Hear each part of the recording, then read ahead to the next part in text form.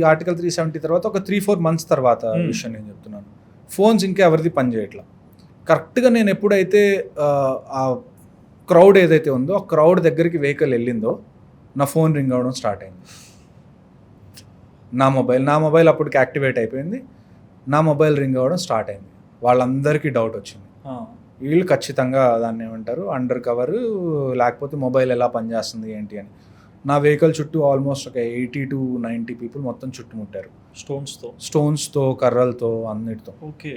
నేను సైలెంట్గా విండో దించి తెలుగులో మాట్లాడడం మొదలుపెట్టా. ఇది సినిమాల్లో మీకు అనిపిస్తుంది 80-90 మెంబర్స్ ఉన్నారు, హీరో బయటకు వచ్చాడు, అందరినీ కొట్టేశాడు, అది రియాలిటీలో చాలా డిఫరెంట్గా ఉంటుంది.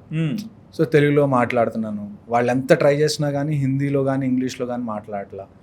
నా వెనకాల ఎలానో సోల్జర్ ఎవరైతే ఉన్నారో అతను కాశ్మీరీ అతను ఎక్స్ప్లెయిన్ చేయడానికి ట్రై చేస్తున్నాడు. ఈయన టెర్రరిస్ట్ అంటే ఈయన ఆర్మీ అతను కాదు, ఇతను టూరిస్ట్, ఇక్కడికి వచ్చా, ఇతనికి హిందీ కూడా రాదు, ఇతనికి ఎవరో తెలిసిన ఆయన ఉంటే ఈయన పోలీసులతో మాట్లాడుకొని నా ఫోన్ దాన్ని యాక్టివేట్ చేయించుకున్నారు భయపడి, ఆయన మీడియాలో కూడా పనిచేస్తారు అది ఇది అని అతను సర్దిపుచ్చడానికి ట్రై చేస్తున్నాడు.